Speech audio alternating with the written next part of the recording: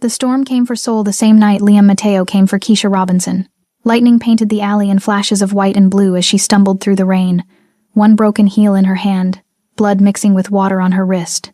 She'd made it 3 months, 93 days of freedom, and now his voice shattered the distance she'd built. "You think you can hide from me?" Keisha didn't answer. She just ran. Before you find out what happens when Keisha crashes into the most dangerous man in Seoul, hit that subscribe button and comment where you're watching from. My best friend said I'll never reach 1,000 subscribers. Let's prove her wrong together. You can't run from me, Keisha. The words sliced through the Seoul rain like broken glass. Lightning split the sky as her red heels slapped against slick pavement.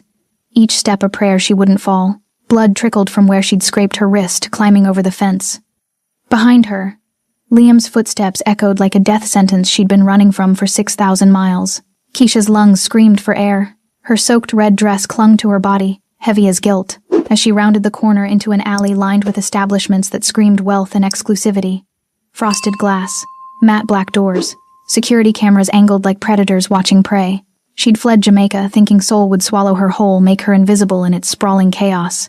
Instead, she'd become a bright red stain against a city that never forgot a face. "I'll drag you back to Kingston myself."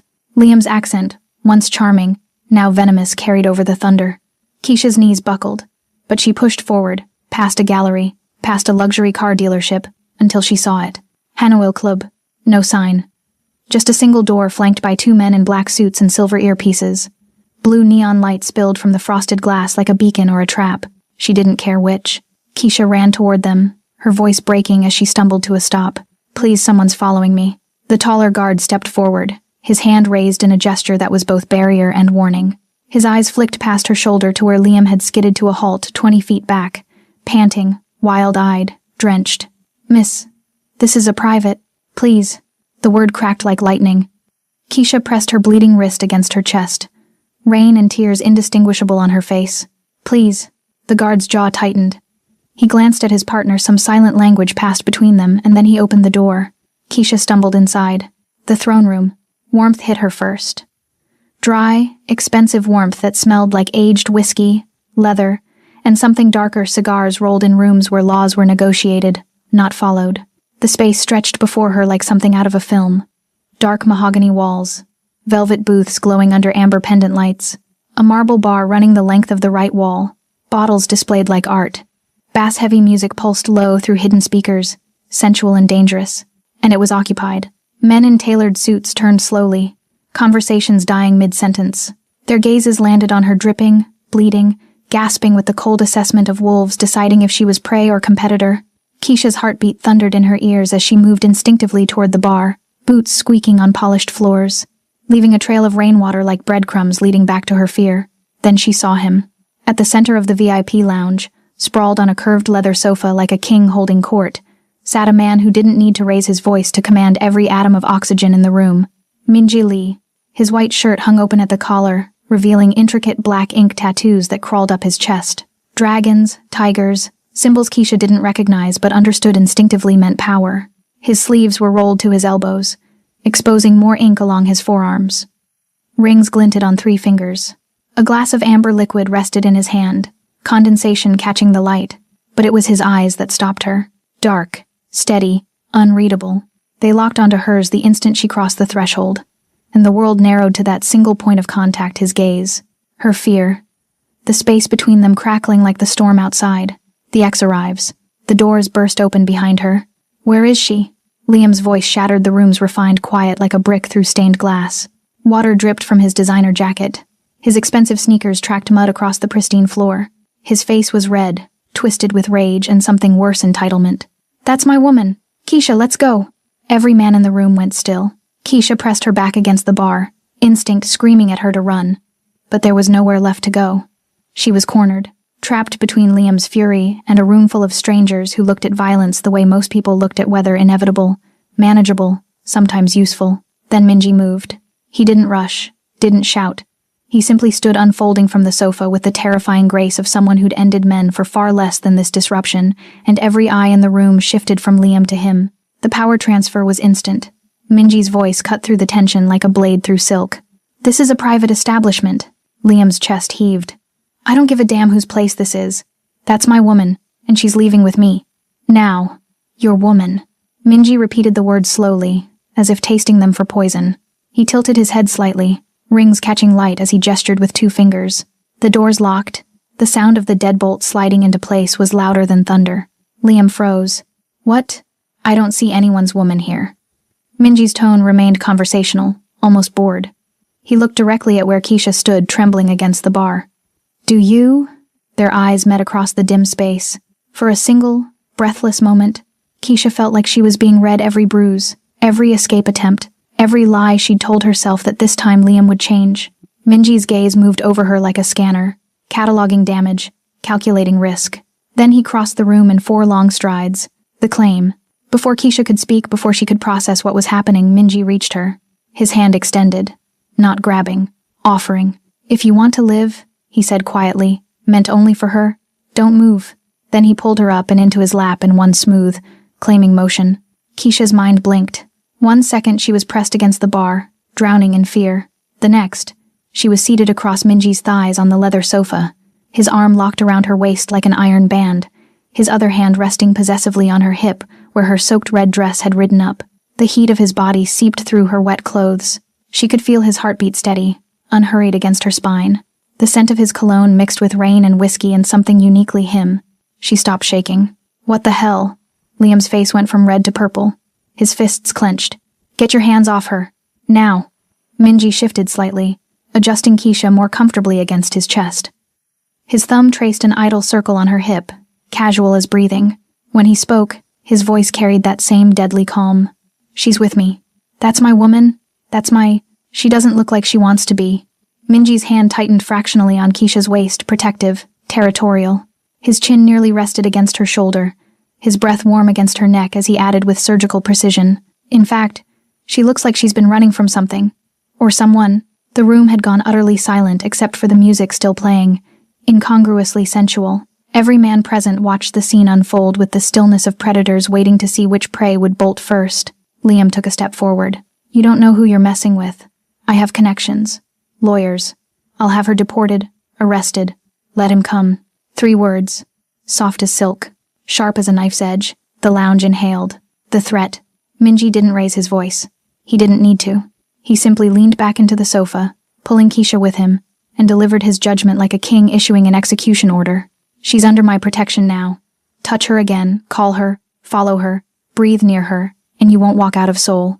Liam's eyes darted around the room, finally seeing what Keisha had missed in her panic. The way every man's posture oriented slightly toward Minji like planets around a dark sun. The way his tattoos marked him as something far more dangerous than wealth legacy, syndicate, blood.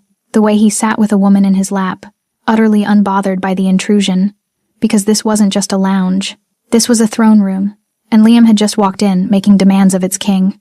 This isn't over, Liam stammered, his voice shaking with humiliation and rage. She's still my girlfriend. She has nothing without me. No visa, no job, nothing. She'll come crawling back. She won't. Minji's certainty filled the space like smoke. One of the guards appeared at Liam's elbow, hand firm on his shoulder. Sir, time to go.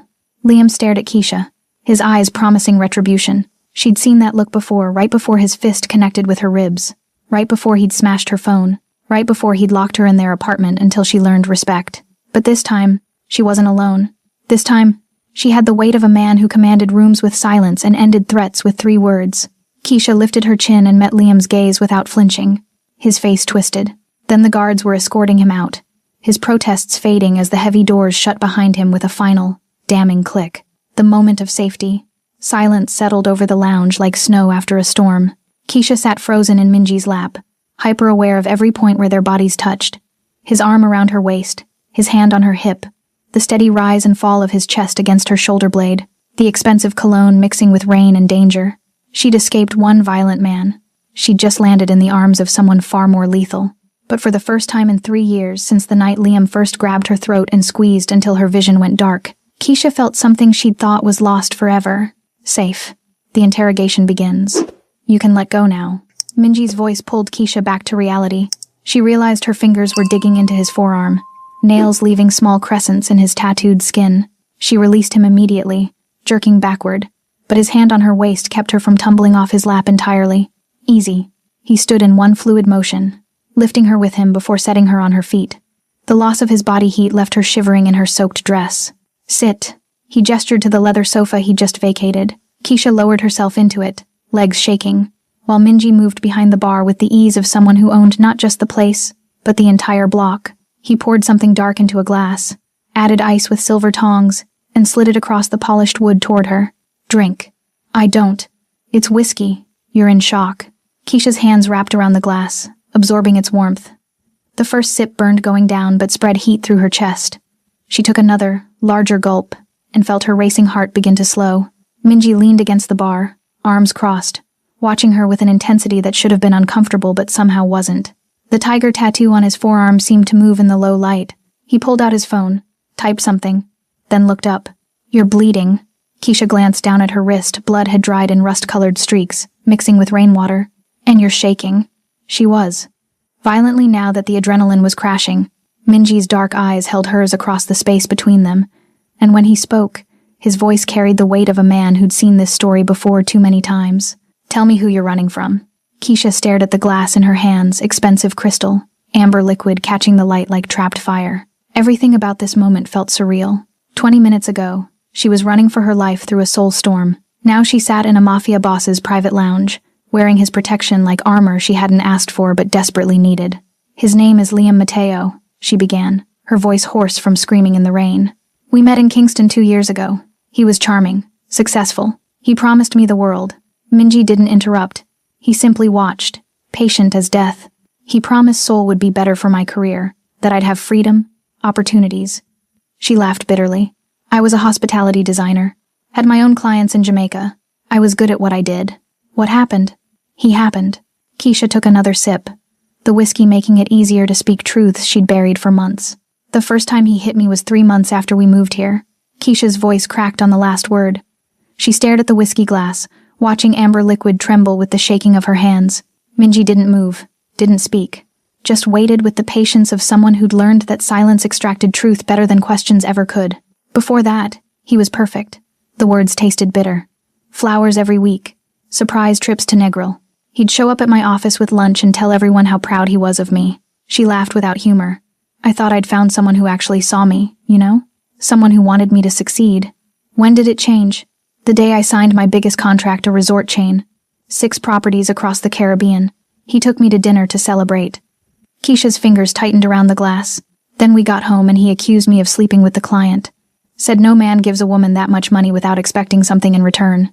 Thunder rumbled outside, distant now. He slapped me. Just once. Then he cried and apologized and swore it would never happen again. Her voice dropped to barely a whisper. It happened again 2 weeks later. And again. And again. Minji's jaw tightened. The only visible reaction. Seoul was supposed to be a fresh start. He said his tech company had an office here. That I could build my portfolio with luxury hotels in Gangnam. She trailed off. Instead, he isolated me, took my phone, monitored my emails. Told me Korean clients wouldn't respect a black woman designer, so why bother trying? Did he take your documents? He tried. Last month I found my passport hidden in his safe and took it back. That's when... She touched her ribs instinctively, remembering the crack of bone, the white-hot pain of breathing. That's when he broke 3 of my ribs. The temperature in the room seemed to drop 10 degrees. Minji set his own glass down with deliberate gentleness, the kind of control that suggested violence always simmering just beneath a thin surface. How long has he been tracking you? I ran 3 months ago. Got a cash job bartending at a restaurant in Itaewon. Found a studio apartment. I thought. Keisha's voice broke. I thought I was finally free. You saw him before tonight?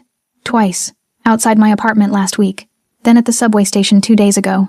He didn't approach me either time, just watched.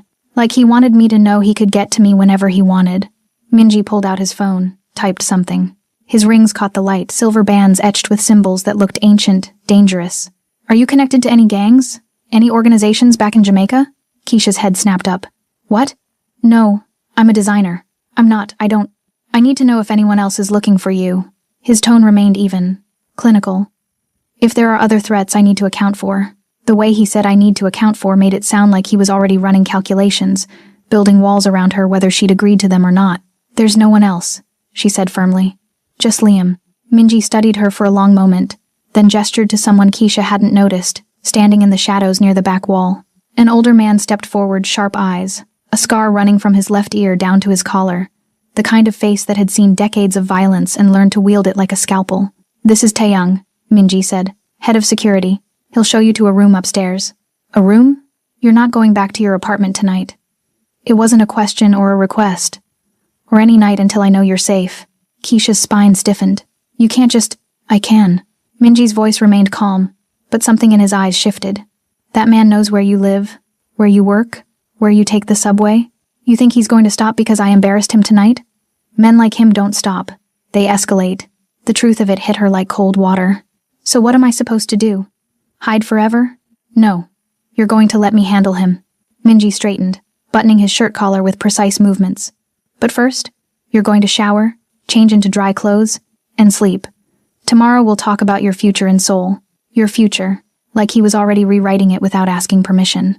The guest room was on the 3rd floor, accessed through a private elevator that required a keycard. Taeyang swiped without comment. The doors opened onto a hallway that looked more like a luxury hotel than anything above a nightclub. Cream walls, hardwood floors, artwork that probably cost more than Keisha's yearly salary back in Jamaica. Taeyang stopped at the 2nd door, pushed it open. "Bathrooms through there," he said in accented English, pointing. "Clothes in the closet. Boss had them brought up while you were talking." Keisha blinked. "He already had clothes here?" "Boss keeps guest accommodations stocked." Taeyang's expression gave nothing away. "You need anything? There's an intercom by the bed. Press 1.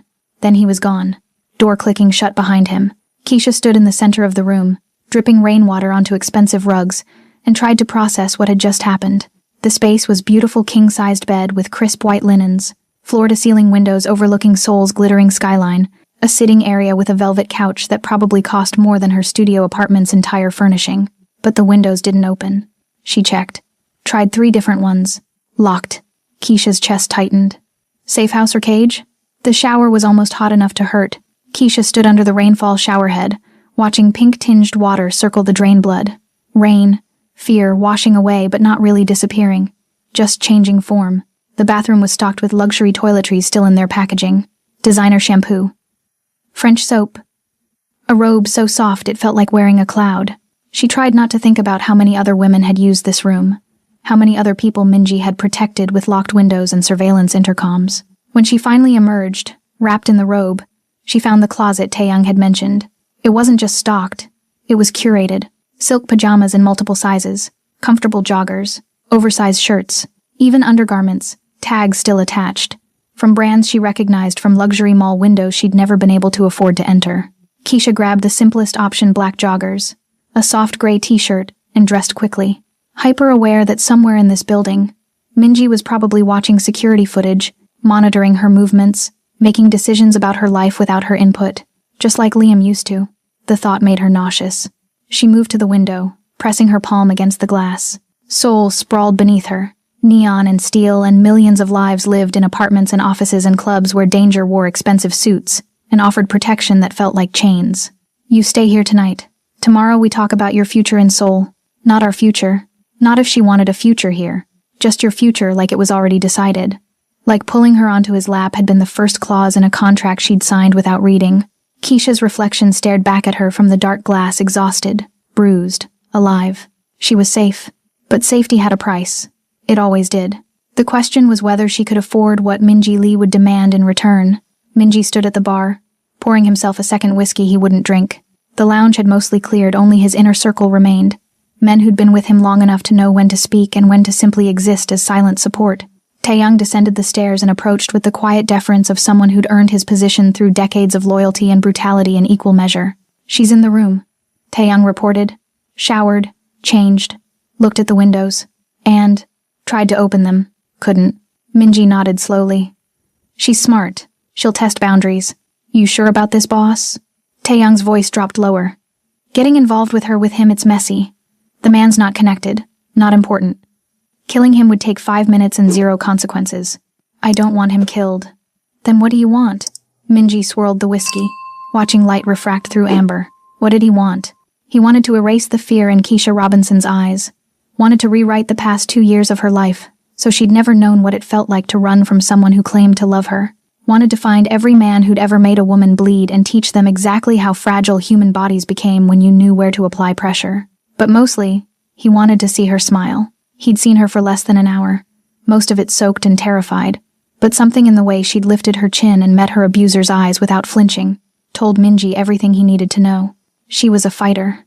She just needed someone to fight with instead of against. Find out how he got into my city, Minji said finally. How he tracked her, who he's talked to, where he's staying. I want every detail.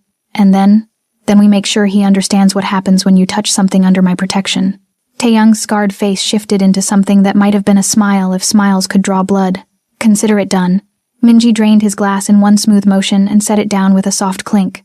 Upstairs, behind locked windows and silk curtains, Keisha Robinson was probably wondering if she'd traded one cage for another. Tomorrow, he'd show her the difference between captivity and sanctuary. Tonight, he'd make sure Liam Mateo learned what it meant to step into a king's territory and threaten his queen. Keisha woke to sunlight streaming through floor-to-ceiling windows and, for 3 blissful seconds, forgot where she was. Then memory crashed back the storm. Liam's voice, Minji's lap, locked windows. She sat up in the massive bed, silk sheets pooling around her waist, and checked her phone. Dead. Of course. She'd run through a monsoon with it in her pocket. A soft knock interrupted her thoughts. Miss Robinson. A woman's voice, polite and professional. Breakfast is ready. Keisha opened the door to find a young woman in a crisp black uniform holding a tray. No, not bringing it in. Just waiting. Mr. Lee requests your presence in the dining room, she said with a slight bow. I can show you the way. Requests. Like Keisha had a choice. The dining room was bigger than her entire studio apartment. A table that could seat 12 stretched beneath a crystal chandelier, but only 2 places were set, one at the head, one to the right. Minji sat in pressed black slacks and a white button-down, sleeves rolled to his elbows, tattoos on full display, reading something on his phone. He looked up when she entered, and Keisha felt that same electric jolt from last night, his gaze moving over her like he could read her body language the way other people read text. You slept, he observed. The bed was comfortable. She remained standing. Am I a guest or a prisoner? Sit. It wasn't a command. Wasn't a request. Just a statement that carried the weight of inevitability. Keisha sat. Breakfast appeared within seconds, staff materializing from side doors like ghosts. Fluffy scrambled eggs, fresh fruit, pastries that smelled like they'd been baked minutes ago. Korean dishes she didn't recognize but looked expensive. Eat, Minji said, setting his phone face down. Then we talk. I'd rather talk now. His mouth curved slightly, not quite a smile. You don't trust me. Should I? No. The honesty was jarring. But you're here anyway, which means you understand something important. I'm the lesser danger. Keisha picked up her fork, more to have something to do with her hands than from hunger. What do you want from me? To offer you a job. A job. Exclusive VIP hostess at Hanel Club. Minji leaned back in his chair, fingers steepled. You'd manage the high-end client experience, coordinate reservations for the private lounges, ensure our guests feel attended to. You mean serve drinks to criminals?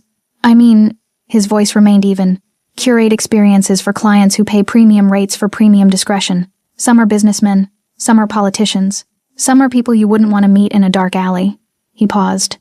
But none of them will touch you, none of them will threaten you, and all of them will answer to me. Keisha set down her fork. And what do I answer to you for? Showing up, doing the work, following security protocols. That's it? That's it. I don't believe you. Minji's dark eyes held hers. The job comes with housing better than the studio you've been hiding in. A salary that will let you rebuild your savings. Legal documentation that keeps you in Seoul without fear of deportation. And 24/7's protection from anyone who tries to find you. Each benefit landed like a card being dealt in a game she didn't know the rules to. Why? Keisha's voice came out smaller than she intended. Why would you do this for me? Because I can. He stood, moving to the window overlooking the city. Morning light caught the dragon tattoo coiling up his neck. And because I don't like men who hit women operating freely in my territory. So this is about territory? Everything is about territory. Minji turned back to her. The question is whether you want to be protected by mine or keep running through Liam's. Keisha's hands clenched in her lap. What if I want to leave Seoul entirely? Then I'll have someone drive you to the airport, give you enough cash to start over anywhere in the world, and you'll never see me again. His expression didn't change. But we both know you won't do that. Why not? Because you're tired of running. Because you built a life here, even a small one, and you don't want to lose it. And because he moved closer, not touching, but close enough that she had to tilt her head back to meet his eyes. You felt safe for the first time in years when I pulled you onto my lap, and you're not ready to give that up. The truth of it stole her breath. Protection is not ownership, Minji said quietly. If I wanted to control you, you'd already know. The windows would stay locked. The door would need my permission to open. Your phone would only call numbers I approved. He stepped back. Instead, I'm offering you a choice. Some choice work for a criminal, or go back to being hunted. Yes, no apology in his voice. Those are your options. Choose. First day. Keisha chose survival. She chose salary over starvation, protection over pride. She chose Minji. The club looked different in daylight, less dangerous, more like an upscale lounge that happened to have very expensive security. Staff moved through the space with choreographed efficiency, polishing already pristine surfaces, restocking bottles that probably cost more than most people's monthly rent. A woman in her 40s approached sharp suit, sharper eyes. I'm Soyeon, floor manager. Mr. Lee says you're our new VIP hostess. She looked Keisha up and down with the assessment of someone who'd spent years reading people for threats. You ever work hospitality? I designed hospitality spaces, resorts, hotels. Soyeon's eyebrow raised. So you understand luxury service. I understand what wealthy people expect. Good. Because our clients expect perfection. She gestured for Keisha to follow. Rule 1. Never turn your back on a potential threat. You see someone you don't recognize, someone who feels wrong. You alert security immediately. They moved through the main floor, Soyeon pointing out camera angles, emergency exits, panic buttons hidden beneath bar ledges. Rule 2. No guest touches you without explicit permission. Someone tries, you step back, you smile, you say, Mr. Lee's policies are very strict about physical contact, and you let security handle it. And if they insist, then they learn why Mr. Lee's policies exist. Soyeon's smile was cold. We've never had to teach that lesson twice. They entered the VIP section, the same curved sofa where Minji had pulled her into his lap. In daylight it looked almost innocent. Almost. Rule 3, Soyeon's voice dropped, is the most important. When Mr. Lee enters a room, you move instinctively. Not obviously, not like a servant, but you create space. You acknowledge his presence. You make sure he never has to ask twice for anything. Why? Because everyone in this building would die for him. Soyeon met her eyes. And they expect you to understand that he is not just your employer. He is the reason this place exists. The reason Seoul's underworld has structure instead of chaos. You don't have to worship him, her tone suggested otherwise, but you do have to respect what he represents. Keisha's stomach twisted. And what does he represent? Power, protection, consequences. Hours later, after Soyeon had walked her through reservation systems and client profiles and the specific way to pour whiskey for men who could buy the distillery, Keisha excused herself to the bathroom. She was washing her hands when she heard voices in the hallway, male, speaking rapid Korean. She understood maybe one word in 10, but Minji's name was unmistakable. Then in English, one of them said, She has no idea who he really is. Another voice, amused, She will. A third, lower, more certain, She already belongs to him. She just doesn't know it yet. Laughter. Footsteps fading. Keisha stared at her reflection in the ornate mirror. Designer turned hostess. Survivor turned possession. Woman turned territory in a war she'd stumbled into by accident. She already belongs to him. The words echoed like a prophecy. Or a warning. 3 days into her new life, Minji summoned Keisha to his private office. She'd learned the building's geography by then. 3rd floor guest suites, 2nd floor administrative offices, ground floor club, and basement levels she wasn't allowed to access. Minji's office occupied the entire northeast corner of the 2nd floor, floor-to-ceiling windows overlooking Gangnam's glittering skyline. He stood behind a massive desk when she entered, holding a manila folder. Sit. Keisha sat in the leather chair across from him, heart already racing. Something in his expression, carefully blank, deliberately controlled, told her this wasn't a performance review. Minji placed the folder on the desk between them and slid it forward. Taeyang finished his investigation. Keisha's hands trembled as she opened it. The first page was a photocopy of her passport, except it wasn't. The photo was hers, but the visa stamps were wrong. Entry dates she'd never traveled.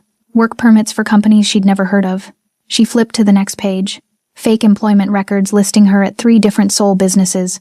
Forged apartment lease agreements.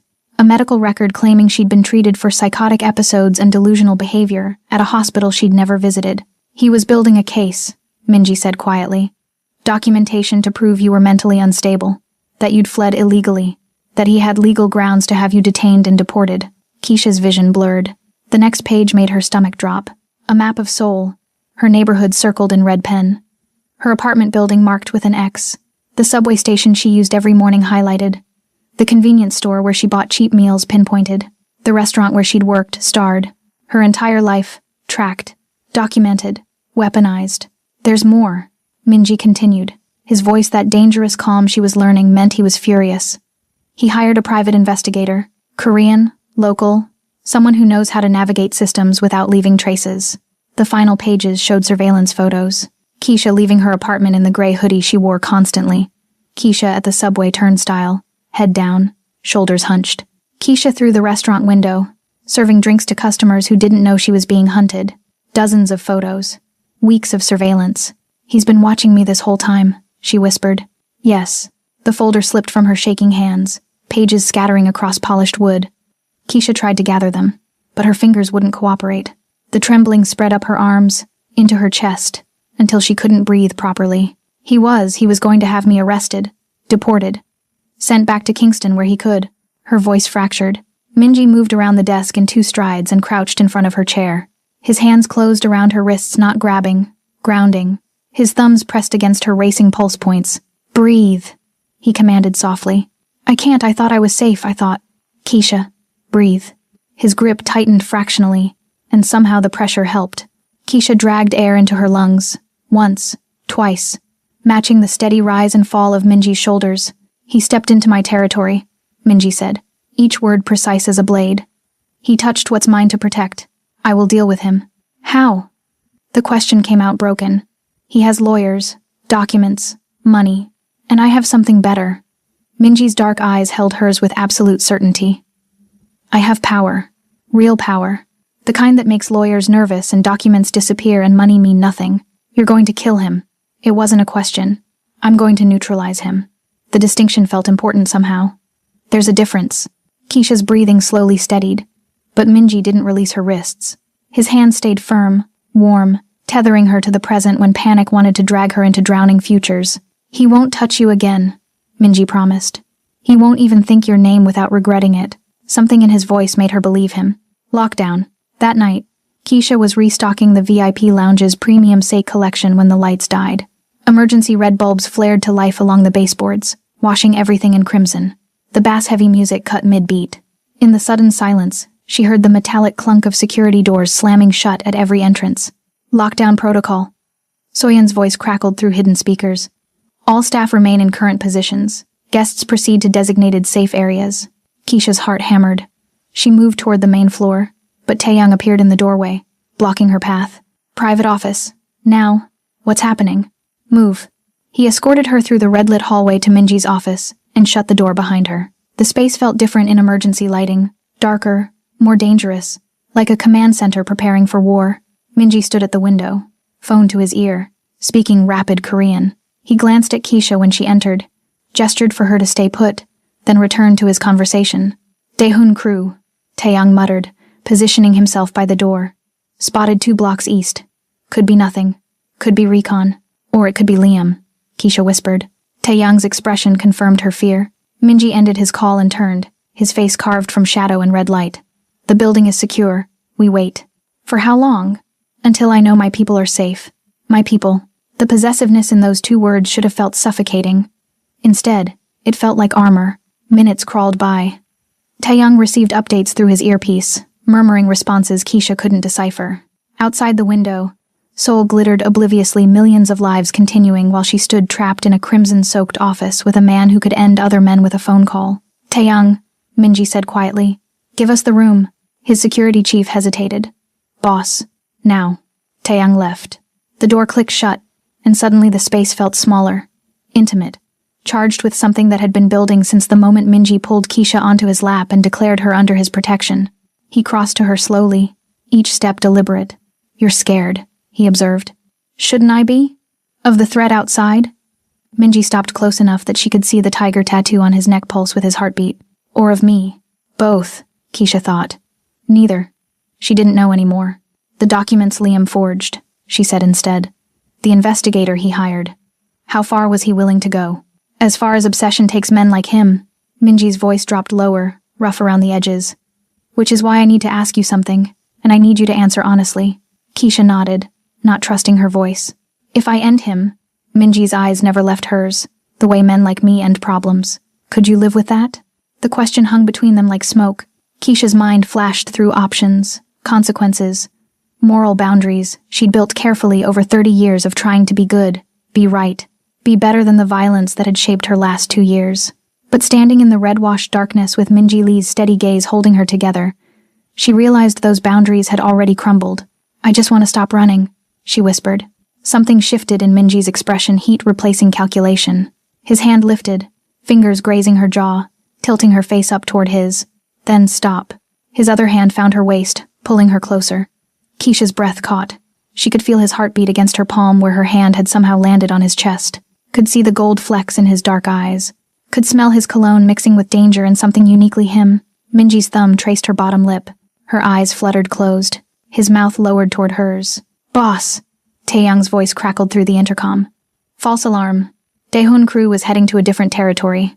We're clear." The overhead lights flickered back on, flooding the office with harsh white brightness. Minji stepped back immediately, his hand dropping from her face, leaving cold air where warmth had been. Keisha's eyes snapped open, chest heaving like she'd been running. "Good," Minji said, his voice perfectly controlled as he moved back to his desk. "Resume normal operations." He didn't look at her, didn't acknowledge what had almost happened, but Keisha felt it in every nerve, ending the almost kiss that tasted like promises and threats in equal measure. "You should return to the floor," Minji said, already pulling up something on his computer. "Guests will need reassurance." Dismissed. Keisha turned toward the door on shaking legs. "Keisha." She paused, hand on the handle. "You won't have to run anymore." His voice carried absolute certainty. "I promise you that." She left without responding. Because what could she say? That she believed him? Or that she was terrified of how much she wanted to? If you're Team Minji or Team Keisha should run from both of them, let me know in the comments. And if you haven't subscribed yet, what are you waiting for? Hit that button so you're here when Liam makes his move at the casino gala. Trust me, you don't want to miss that scene. Minji didn't summon Keisha to his office the next morning. He appeared in the training room where Soyeon was teaching her the art of reading drunk men for violence before it erupted.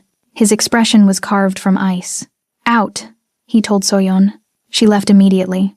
Minji tossed a tablet onto the table between them. Security footage played on the screen, grainy, time-stamped from 2 nights ago. A man in an expensive suit sat across from 2 others in a loud bar. Even with poor quality, Keisha recognized the profile. "Liam. The men he's meeting with," Minji said, his voice dangerously calm, "are low-level Daehun cartel associates." Keisha's stomach dropped. "What's the Daehun cartel?" "My competition. Rivals who've wanted control of Gangnam's nightlife for 5 years. He swiped to another photo, this one clearer, taken with a telephoto lens. Liam handing over a USB drive. "Your ex-boyfriend is trading information about my operations in exchange for their help finding you." The room tilted. "He's giving them intel on my shipment schedules, security rotations, client lists." Minji's jaw tightened. "He walked into a rival syndicate and offered to help them destroy me, all to get you back." "I didn't," Keisha's voice cracked. "I didn't know he would." "Of course you didn't." Minji moved closer, and for once his proximity didn't feel protective. It felt like standing too close to a fire. "But now you understand something crucial.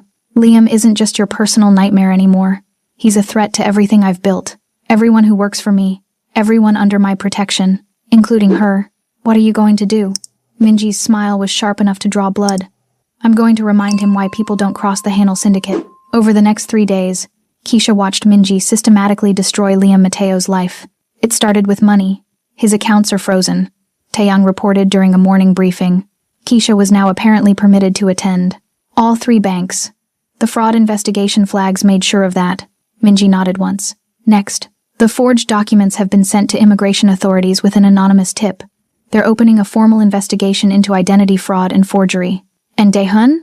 Taeyang's scarred face twisted into something almost resembling satisfaction. "We sent them evidence that Liam's been skimming their payment funds. Made it look like he's playing both sides. They've already issued a burn notice he's cut off, marked unreliable." Keisha watched Minji orchestrate the collapse with the precision of a surgeon removing a tumor. No raised voices, no visible anger. Just cold, calculated moves that left no room for counterattack. "He'll be broke, investigated, and abandoned by his new allies within 72 hours, Minji concluded. "When he's desperate enough, he'll make a mistake." "And then?" Keisha asked. Minji's dark eyes found hers across the table. Then I finish it. But Minji didn't just train Keisha to watch his revenge unfold. He trained her to survive in his world. Rule 7, Soyeon said, adjusting Keisha's posture as she practiced walking through the VIP section in heels that cost more than her old monthly rent. Never block Minji's sightline. If he can't see you, he can't protect you. Rule 14, another staff member added during bottle service practice. Some clients will test boundaries. They'll accidentally brush your hand, stand too close, make inappropriate comments. You smile, you deflect, and you signal security. The signals were the hardest to master. A hand brushing her left ear meant threat present. Touching her collarbone meant guest making me uncomfortable. Adjusting her watch twice meant need immediate extraction. But the most important signal came from Minji himself. He taught her privately, in his office after closing when the club was empty, except for security sweeps. Watch. He tapped 2 fingers against his whiskey glass so subtle she almost missed it. That means clear the room. Something's about to happen that you shouldn't witness. Keisha nodded, memorizing the gesture. This, he touched his jaw, brief as a scratch, means stay close. Danger nearby, but I need you visible. Why would you need me visible if there's danger? Because sometimes my protection is the strongest weapon you have. His voice dropped lower. And sometimes men behave better when they think they're being watched by someone who matters to me. Someone who matters to me. The words hung between them like the almost kiss that still lived in Keisha's memory. And this? Minji stepped closer, his hand lifting to tuck a strand of hair behind her ear, achingly gentle, devastatingly intimate. Means trust me completely. Keisha's breath caught. What if I don't? Then you'll never survive my world. His fingers lingered against her cheek. But I think you already do trust me. You just don't want to admit it yet. He was right. Somewhere between the folder of forged documents and the lockdown kiss that never happened, Keisha had stopped seeing Minji as a different version of Liam and started seeing him as something else entirely. Not a captor. A fortress. By the end of the week, Keisha could read a room the way she used to read architectural blueprints, seeing the hidden structures, the weight-bearing walls, the points of weakness. She learned which clients were dangerous show-offs versus genuinely lethal. Learned that the quietest men in expensive suits were usually the most powerful. Learned that Minji's presence changed molecular composition of air, and everyone moved around him like gravity orbiting a black hole. But she also learned her own strength. When a drunk businessman grabbed her wrist during bottle service, she didn't freeze. She smiled, extracted herself with the technique Soyeon taught her, and signaled security without breaking stride. When a rival syndicate member tried to sit in Minji's section uninvited, she blocked him with polite steel. I'm sorry, this area is reserved. May I show you to another table? And when Minji watched her handle both situations from across the room, something in his expression shifted. Pride, maybe, or recognition that she wasn't the same terrified woman who'd crashed through his doors in the rain. That night, after closing, he appeared beside her at the bar where she was reconciling receipts. You did well today. Keisha glanced up. I didn't freeze. No, you didn't. He poured 2 glasses of whiskey, slid one toward her. You're adapting. Learning to survive, you mean? There's a difference? She took the glass, let the burn steady her. I used to design beautiful spaces where people felt safe. Now I'm learning to spot threats in beautiful spaces where safety is an illusion. Safety is always an illusion, Minji said quietly. The only question is who's controlling it, and you control it here. Yes. So what does that make me? Keisha met his eyes. Your employee? Your responsibility? Your... mine. The word landed between them like a detonation. Mine to protect. Minji clarified, but the weight of that single syllable mine echoed with implications that had nothing to do with employment contracts and everything to do with the way his hand had felt against her jaw, the almost kiss, the signal that meant trust me completely. Keisha should have felt trapped. Instead, she felt powerful. Liam still thinks I'm weak, she said. Still thinks I'll break. Good. Minji's smile was dark. Let him keep thinking that. When he finally makes his move, he'll learn exactly how wrong he is. When will that be? Soon. Minji finished his drink. The casino gala is in 4 days. He knows you'll be there. He knows he's running out of time before he's deported or worse. Desperate men do desperate things. You think he'll come? I'm counting on it. Minji's hand found hers across the bar, thumb tracing her knuckles. And when he does, you'll be standing next to me. Safe. Protected. Untouchable. Mine. Keisha's fingers curled around his, holding on to the promise or the threat she couldn't quite distinguish between anymore. But outside, somewhere in Seoul's glittering darkness, Liam Mateo was planning his endgame. and Keisha knew the storm wasn't over. It was just beginning. Keisha learned Minji's patterns the way she used to learn building codes through careful observation and survival instinct. He arrived at the club every night at 9, always through the private entrance, always in variations of the same uniform tailored black pants, crisp shirts with rolled sleeves, rings that caught light like warnings, his hair pushed back, tattoos on display, moving through the space like a king surveying his kingdom. And every night, within 30 seconds of entering, his eyes found her. It didn't matter where Keisha stood, managing a VIP table, restocking the bar, consulting with Soyeon about reservations. Minji's gaze would track across the room, through clusters of guests and staff, until it landed on her with the precision of a target lock. He never smiled when their eyes met, just held her there for 3 seconds, long enough for her pulse to spike, for heat to crawl up her neck, then released her back to whatever she'd been doing. But those 3 seconds rewired something in her nervous system every single time. The touching started innocently. Minji would pass behind her at the bar, and his hand would hover at her lower back, not quite contact, just presence. Close enough that she felt the heat of his palm through her silk blouse, close enough that her spine straightened instinctively, body responding to proximity like a compass finding north. He'd lean close to murmur instructions, "Table 7 needs attention," or, "The senator in the corner booth prefers his whiskey neat," and his breath would ghost across her ear, sending electricity down her arms. She'd turn to respond and find his face inches from hers, dark eyes dropping to her mouth for a fraction of a second before lifting back to hold her gaze. Neither of them acknowledged it, but the air between them grew denser each night, charged with everything they hadn't said since the almost kiss in the red-lit office. "You're playing with fire," Soyeon muttered one night, watching Minji's hand linger on Keisha's shoulder as he passed. "I've worked for him 6 years. Never seen him look at anyone the way he looks at you. He's protective," Keisha deflected. "That's all. Honey, that's not protection. That's possession." The word made Keisha's stomach twist, but not with fear, with something far more dangerous. Keisha went back to her studio apartment during off hours when the club was closed.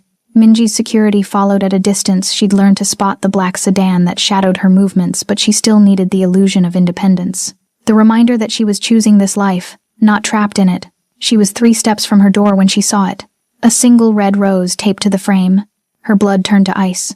Underneath, written in handwriting she'd recognize anywhere, was a note. "Enjoying your new job, baby? You look beautiful in that dress. See you soon. L." Keisha's hands shook so violently she dropped her keys. The security detail was out of the car instantly, reading the threat in her body language before they saw the flower. "Don't touch it." One of them barked into his phone in Korean, then switched to English for her benefit. "Miss Robinson, step away from the door." But Keisha couldn't move. "See you soon." He'd been here, watching her building, maybe watching her window, knowing what she wore to work, which meant he'd been inside the club or close enough to see through the windows or... Keisha. Minji's voice cut through the spiral. She turned to find him striding across the parking lot, Taeyang flanking him, both of them radiating lethal intent. Minji took in the scene, the rose, the note. Keisha's shaking, and something dark and final settled over his features. "Inside," he ordered his men. "Sweep the apartment. I want cameras, prints, anything that tells me when he was here." Then he was in front of her, hands cupping her face, forcing her to focus. "Are you hurt?" Keisha shook her head, not trusting her voice. "Did you go inside?" "No." "Good." His thumb stroked her cheekbones, grounding, possessive. "You're not staying here. Minji, you're moving into my building, tonight." The command snapped her out of shock. "You can't just..." "I can." His voice went hard. "And I am. He knows where you live. He's been close enough to touch your door. You think I'm letting you sleep here while he circles like a fucking vulture? This is my space, my independence. Your independence means nothing if you're dead." Minji's grip tightened fractionally. "Pack a bag. You're coming with me." Keisha pulled back, anger finally cutting through fear. "I don't want to be your possession." The words hung between them, accusation and boundary and terror all at once. Minji released her face but didn't step back. His eyes burned with something that looked like fury and hurt and frustration braided together. "You're not," he said, voice dropping to something raw. "But you are under my protection. And that means you don't get to make stupid choices that put you in danger. He will not touch you again. He will not get within 100 feet of you, and I cannot guarantee that if you stay here. So what am I supposed to do? Live in your building like someone I care about keeping alive?" Minji interrupted. "Jesus, Keisha. You think this is about control? I have an entire syndicate to control. I don't need to add you to the list." He stepped closer, voice going quieter. more dangerous. But I will not stand here and let him hunt you while you cling to the illusion of independence in a studio apartment with a lock he could pick in 30 seconds. The truth of it crashed over her. I'm scared, she whispered. Good. Fear keeps you smart. Minji's hand found hers, fingers interlacing. But you don't have to be scared alone. 40 minutes later, Keisha stood in the private elevator leading to Minji's penthouse, with a hastily packed bag and the feeling she was crossing a line she couldn't uncross. The rose and note were bagged as evidence. Her apartment was being swept for surveillance devices, and she was riding up to the top floor of the most exclusive building in Gangnam, about to enter the private domain of a man who looked at her like she was something precious and dangerous in equal measure. The elevator doors opened directly into the penthouse, no hallway, no buffer, just straight into Minji's space. Keisha stepped inside and her breath caught. Floor-to-ceiling windows overlooked Seoul's endless glitter. Dark hardwood floors, minimalist furniture in blacks and grays. Exposed brick on one wall, modern art on another. Everything screamed wealth and taste and masculine control. But it was the details that made her stomach flip. Bookshelves filled with leather-bound volumes in Korean and English. A bar cart with premium bottles arranged like jewels. Framed photographs of what looked like family-rare glimpses of humanity in a space designed for dominance. And in the corner, a baby grand piano, glossy black, sheet music open on the stand. You play? She asked, surprised. Minji set her bag down by the door. Sometimes, when I need to think. The image of his tattooed hands on ivory keys did something dangerous to her pulse. Guest room is down that hall, he said, gesturing. You'll have your own space, your own bathroom, keys to come and go as you please. But security will always know where you are, and you won't leave this building without someone accompanying you. His eyes held hers. I know that feels like a cage, but it's the only way I can guarantee he doesn't get to you. Keisha looked around the penthouse, beautiful, expensive, safe. A lion's den with windows overlooking a city that suddenly felt very small. How long? She asked. Until he's dealt with. And then? Minji moved closer, hand lifting to tuck hair behind her ear in that gesture that meant trust me completely. Then you choose. Stay or go. Keep working for me or build something new. I'll support whichever path you take. His voice dropped. But tonight, you stay here. Where I can protect you. Where I can protect you. Not control. Not own. Protect. Keisha nodded, not trusting herself to speak, because standing in Minji Lee's penthouse felt less like captivity and more like coming dangerously close to somewhere she might want to call home, and that terrified her more than Liam ever could. The underground casino opened on a Saturday night when Seoul's elite traded daylight morality for midnight excess. Keisha had never seen anything like it. 3 levels below Hanel Club, past security checkpoints that required fingerprint scans and facial recognition. The space sprawled like a fever dream of wealth and danger. Crystal chandeliers dripped from vaulted ceilings. Marble floors polished to mirror shine reflected designer gowns and tailored tuxedos. Blackjack tables, roulette wheels, and private poker rooms ringed the main floor, staffed by dealers who moved with the precision of surgeons. And everyone who mattered was there. Politicians whose faces Keisha recognized from news broadcasts. Celebrities she'd only seen on magazine covers. Businessmen who controlled shipping empires and real estate dynasties. And underneath it all, woven through the crowd like dark thread through silk, the criminals who actually ran Seoul. They all came to bow at Minji's altar. He stood at the top of the grand staircase in a black suit that probably cost more than a car, receiving guests like a king granting audiences. His hair was slicked back, tattoos hidden beneath expensive fabric except for the dragon that curled up his neck, a deliberate reminder of what lurked beneath the civilized surface. And beside him, in a floor-length emerald gown that hugged every curve, stood Keisha, his official hostess. His statement. Smile, Minji murmured as another group approached, his hand finding the small of her back. You're representing me tonight. The touch was light, possessive, public. Every eye in the room tracked it. Keisha felt the shift, the whispers that rippled through the crowd, the knowing looks exchanged between men who understood exactly what Minji's hand on her back meant. She's his, not his employee, not his guest. His? Heat crawled up her spine where his palm rested, fingers spanning her lower back with casual ownership. She should have felt objectified. Instead, she felt powerful, like being claimed by Minji Lee elevated her from survivor to queen. They're staring, she whispered. Good. His thumb traced small circles against the silk. Let them. 2 hours into the gala, as champagne flowed and chips changed hands in transactions worth more than some people earned in years, the main doors burst open. Security moved instantly, but not fast enough. Liam Mateo stumbled into the casino, suit rumpled, hair wild, eyes red-rimmed and manic. His hand shook as he raised it. A gun. Black metal catching chandelier light. The room froze. Conversations died mid-sentence. Dealers stopped mid-shuffle. Every person in the casino went still with the practiced calm of people who'd seen violence before and knew sudden movements attracted it. Keisha. His voice cracked across the space like breaking glass. Keisha's blood turned to ice. She was standing near the roulette tables with Minji, finalizing a High Rollers membership, when Liam's scream tore through the careful veneer of civilization. Minji's hand tightened on her back, not protective, claiming as he turned to face the threat with terrifying calm. "They're using you." Liam lurched forward, gun swinging wildly. Security closed in, but he waved the weapon, and they held position. "He's a criminal, Keisha. A gangster. He doesn't care about you, you're just another possession." Sweat poured down Liam's face. His designer suit was stained, wrinkled. He looked like he hadn't slept in days, which, based on Minji's systematic destruction of his life, he probably hadn't. "Come with me now," Liam begged, voice breaking. "Before he destroys you like he's destroyed me." The irony wasn't lost on anyone. Keisha started to step forward, but Minji's grip became iron. "Don't," he said quietly. Then louder, voice carrying across the silent casino. "Mr. Mateo, you're interrupting my event." "Fuck your event." Liam's hand shook harder. "Give me back what's mine." "She was never yours." Minji released Keisha and moved forward with the unhurried confidence of someone who'd disarmed better men with worse weapons. His hands were empty. His expression was calm, but something in his eyes promised violence so complete, Liam would wish for death before it arrived. "She ran from you.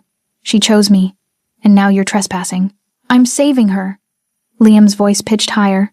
"From you. From this world. I love her." "You beat her." Minji's voice cut like a blade. "Broke her ribs. Controlled her money. Forged documents to have her deported." He kept walking, each step deliberate. "That's not love. That's ownership. I gave her everything. You gave her trauma." Minji was 10 feet away now, then 5. Liam's gun hand wavered. "Stop. I'll shoot, I swear to God." "No, you won't." Minji moved. 1 second, he was 3 feet away. The next, his hand closed around Liam's wrist with surgical precision, twisting until bone met breaking point. The gun clattered to marble floor. Minji kicked it aside and drove Liam to his knees in one brutal motion. The entire sequence took less than 3 seconds. Silence crashed back over the casino. Minji held Liam on his knees, arm wrenched behind his back, face pressed against cold marble. Then he gestured to Taeyong, who appeared with a familiar folder. "You want to know who Liam Mateo really is?" Minji's voice carried to every corner of the casino, politicians, criminals, celebrities, all watching the public execution. "He's a stalker who tracked his ex-girlfriend across continents. A forger who created fake documents to weaponize law enforcement." Taeyong threw the folder. Papers scattered across the floor, photocopies of fake visas, forged work permits, fabricated medical records. "He allied with the Daehun cartel," Minji continued, his knee pressing into Liam's spine. "Traded information about my operations in exchange for help hunting a woman who just wanted to be free." Gasps rippled through the crowd. Aligning with a rival syndicate was unforgivable in this world. "Then he stole from them," Minji added with cold precision. "Skimmed funds. Made them think I was playing both sides." He leaned down, voice dropping to something only Liam could hear, but in the dead silence, everyone caught it. "You made yourself my enemy and theirs. How stupid are you? I just wanted her back." Liam sobbed into the marble. "She's mine. She's mine." The words echoed off vaulted ceilings. Minji straightened, releasing Liam only to haul him up by his collar like a rag doll. "You came into my territory, threatened my people, disrupted my business, waved a gun at my woman." Each sentence was punctuated by shaking Liam like a child. "You think there's a version of this where you walk away?" Police sirens wailed outside, growing closer. "Inevitable. I called them 30 minutes ago," Minji said conversationally. "Gave them evidence of your forgery, your stalking, your illegal firearm, your theft from Daehun. You'll be arrested tonight, deported within a week, and if you ever come near her again." He leaned close, whispered something in Liam's ear that made him go white. Then Minji threw him toward the entrance, where police were flooding in, weapons drawn. "He's all yours," Minji told them in perfect Korean. "The gun is on the floor." He threatened 200 witnesses. "The security footage will confirm everything." Liam was surrounded instantly, hands zip-tied, rights read in rapid Korean he probably didn't understand. "Keisha!" he screamed as they dragged him toward the exit. "Keisha, please! I love you!" But Keisha didn't move. She stood beside the roulette table, emerald dress catching light, watching the man who'd broken her ribs and stolen her freedom get dragged away by the very system he'd tried to weaponize against her. She didn't cry, didn't scream, didn't feel anything except a vast, hollow relief. Liam's voice faded as police pulled him up the stairs. "You'll regret this. She's mine. Mine," until the doors closed and swallowed his final protests. Silence held for 3 seconds. Then Minji turned to his guests, adjusted his cufflinks, and smiled. "Apologies for the interruption. Please, continue enjoying the evening." Like nothing had happened. Like he hadn't just destroyed a man in front of Seoul's most powerful witnesses. The casino resumed conversations, gambling, champagne, as if violence was just another form of entertainment. But Keisha's eyes stayed locked on Minji as he crossed the floor back to her, his hand finding her waist, pulling her close. "Are you okay?" he murmured. "He's really gone?" "He's really gone." Keisha's knees went weak.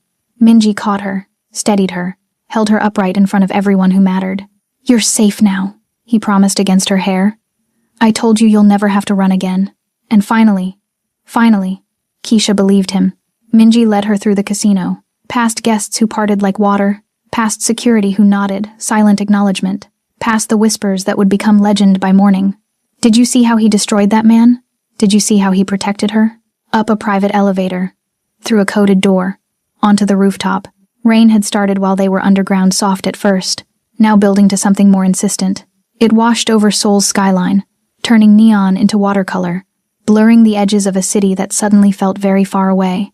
Below, red and blue lights flashed as police cars surrounded the building's entrance. Keisha could just make out Liam's shape being pushed into the back of a cruiser, handcuffed, broken, screaming words the rain swallowed before they could reach her. She watched until the car pulled away, watched until the taillights disappeared into traffic, watched until the man who'd controlled her life for 2 years became just another set of headlights in a city of millions.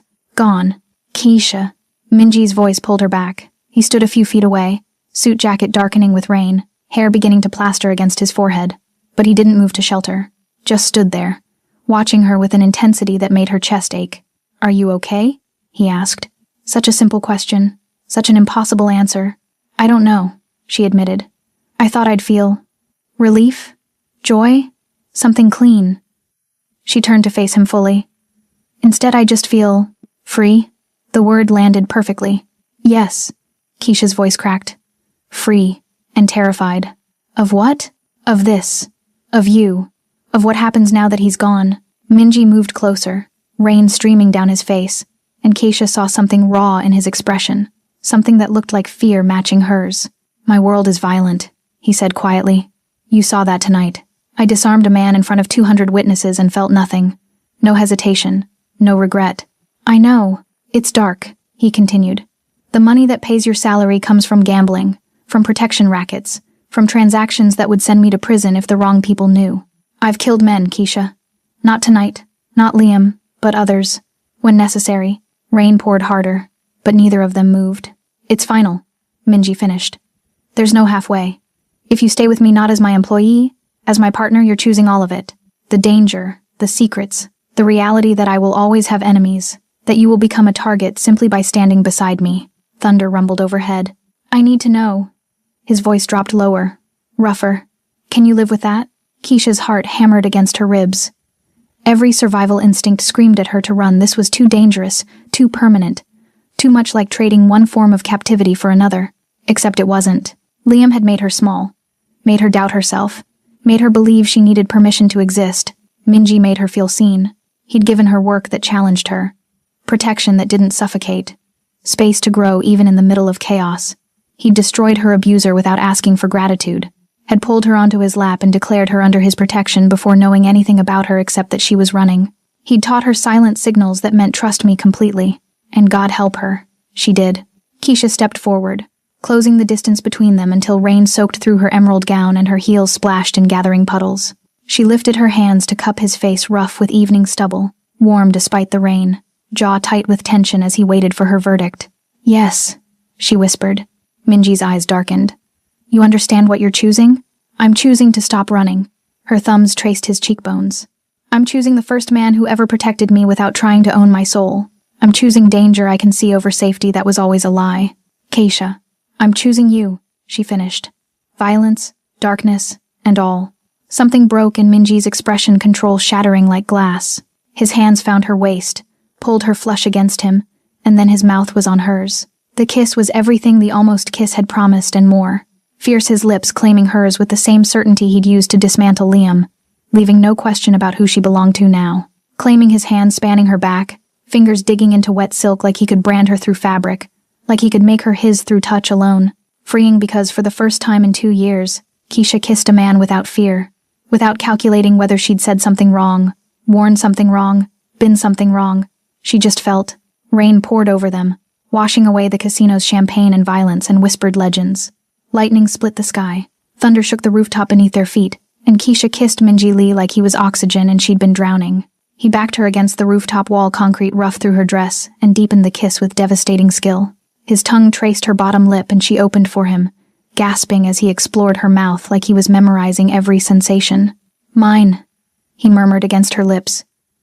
Not a question, a vow. "Yours," she agreed, and felt the truth of it settle into her bones.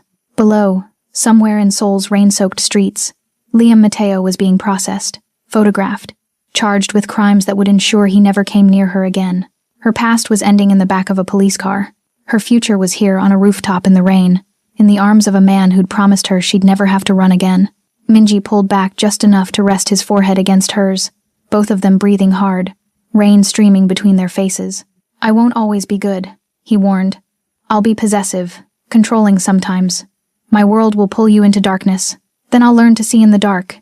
Keisha's hand slid into his wet hair. "I'm not fragile, Minji. I survived, Liam. I survived running halfway across the world. I survived crashing into your club and landing in your lap." His mouth curved against hers. "Best decision you ever made? Crashing into a mafia boss's private lounge? Trusting me to catch you." Keisha kissed him again, softer this time, slower, tasting rain and promise and the beginning of something that felt terrifyingly permanent. When they finally broke apart, the police cars were gone.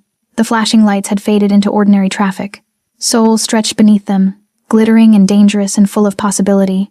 "What happens now?" she asked. Minji's thumb traced her jaw in that gesture that meant trust me completely. "Now," he said. "You come home. Really home.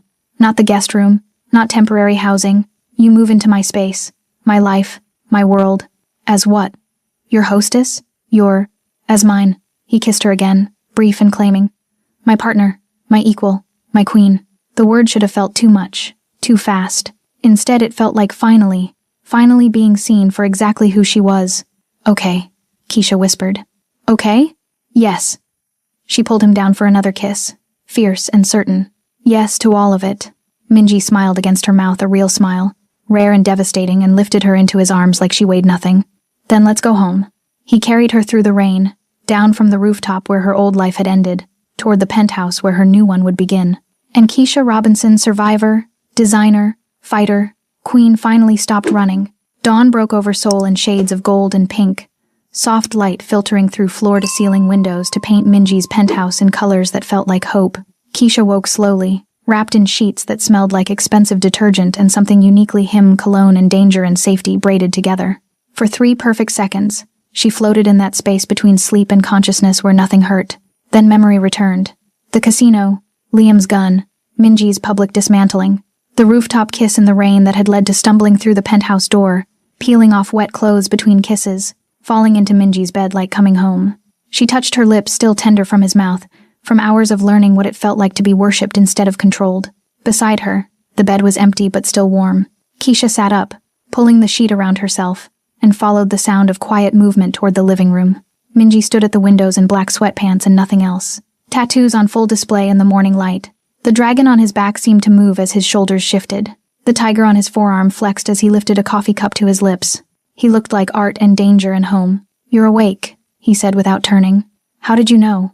"Your breathing changed." He glanced over his shoulder, dark eyes tracking over her sheet-wrapped form with heat that made her skin flush. "Coffee's in the kitchen if you want it." Keisha found one of his shirts white, enormous on her, and pulled it on before padding barefoot across hardwood to pour herself a cup. The penthouse felt different in daylight, less like a lion's den, more like a space where 2 people might actually build something real. When she returned to the living room, Minji had moved to the leather sofa, the same curved couch from Hunnell Club's VIP lounge, the one he'd pulled her onto that first night when everything changed. He patted the space beside him. Keisha sat, tucking her legs beneath her, and realized with sudden clarity that she was completing a circle. She'd landed in his lap terrified, soaking wet, running from a man who'd broken her. Now she sat beside him dry, safe, choosing to stay with a man who'd rebuilt her. "What are you thinking?" Minji asked, setting his coffee on the side table. "That this is where it started." She touched the leather. "This couch, your lap, let him come." "Scared?" "No." She met his eyes. Grateful. Something softened in Minji's expression. He reached for her hand, lacing their fingers together, and Keisha marveled at the contrast his tattooed knuckles against her bare skin. Violence and tenderness occupying the same space. "I need to tell you something," he said quietly. Her stomach tightened. "What?" "Liam is being deported tomorrow. Immigration fast-tracked it, given the evidence. He'll be on a plane to Jamaica by noon, banned from re-entering Korea for 10 years. The news should have brought relief. Instead, Keisha felt nothing. Liam had become so small in the wake of everything else, Minji's protection, her own strength, the life she was building in Seoul's dangerous underbelly. "Okay," she said simply. Minji studied her. "That's it? Just okay? What do you want me to say?" Keisha shifted closer. "That I'm happy? Relieved? I am, but mostly I'm just done thinking about him. He took 2 years of my life. I'm not giving him another second." Pride flickered across Minji's face. "You've changed. You changed me." "No." His hand tightened on hers. "I gave you space to become who you always were. Strong, fierce, unbreakable." He pulled her closer until she was tucked against his side, her head resting on his bare shoulder. "You did the rest." They sat in comfortable silence as Seoul woke up outside the window's traffic building, people starting their days. A city of millions who had no idea that in a penthouse in Gangnam, a woman who'd been running for years had finally stopped. "What happens now?" Keisha asked against his skin. "Whatever you want." Minji's fingers traced patterns on her arm. "Keep working at the club if you enjoy it. Or use your design skills. God knows I have 3 properties that need renovation. Start your own firm. I'll fund it. Connect you with clients. You'd do that? I'd do anything for you." He said it simply, like it was obvious. "You're mine to protect. Mine to support. Mine to love." Love. The word hung between them new, terrifying, perfect. "I love you too," Keisha whispered. "I don't know when it happened. Maybe when you pulled me onto your lap. Maybe when you taught me silent signals. Maybe last night when you destroyed him without blinking." She lifted her head to meet his eyes. "But I do. I love you." Minji's response was to kiss her slow and deep and claiming pouring everything he hadn't said aloud into the press of lips and tongue and breath. When they finally broke apart, he rested his forehead against hers. "You're safe with me now," he murmured. "No one will ever take you again." "I know. I mean it, Keisha. My protection isn't temporary. It's permanent. You're part of my world now. Part of my family. Anyone who threatens you threatens me. I know," she repeated, and leaned into him, fully letting his arms wrap around her, letting herself be held without fear for the first time in years. She wasn't running. She wasn't hiding. She was home, later, after more coffee and slow kisses and planning a future that felt real instead of imaginary. Keisha returned to the bedroom to shower and change. She paused in the doorway, struck by what she saw. Her red dress from that first night, the one she'd worn through the storm, the one that had clung to her skin when she crashed into Hunol Club, was folded neatly on Minji's dresser. Not discarded, not thrown away, carefully preserved like a relic from a battle they'd both survived. Beside it, Minji appeared in the mirror's reflection, wrapping his arms around her waist from behind. "Why did you keep it?" she asked. "Because that's the night you became mine." His tattooed hands splayed across her stomach, possessive and protective. "The night I decided I'd burn down anyone who tried to hurt you." Keisha covered his hands with hers, feeling the contrast, his ink-marked knuckles, her bare fingers, 2 different worlds merging into one. "I'm not going anywhere," she promised. "Good." Minji kissed her neck, just below her ear. "Because I'm not letting you go." Outside, Seoul continued its morning routine, trains running, businesses opening, lives intersecting in millions of ordinary ways. But in the penthouse, in the arms of a man who'd promised her she'd never have to run again, Keisha Robinson finally understood what safety felt like. Not the absence of danger, the presence of someone who'd face the danger for her. 2 dangerous worlds, survivor and protector, designer and king, woman and warrior, merging into something fiercer than either could be alone. And for the first time in years, Keisha wasn't afraid of what came next. She was ready for it. And that's how a Jamaican woman running from her nightmare found home in the arms of Seoul's most dangerous man. If you loved Keisha and Minji's story, Smash that like button and hit subscribe because I've got more dark romance stories coming that'll keep you up all night. Drop sequel in the comments if you want to see their life after Liam. And don't forget to click the next video on your screen for another tale of danger, desire, and destiny. See you in the next one. Loves.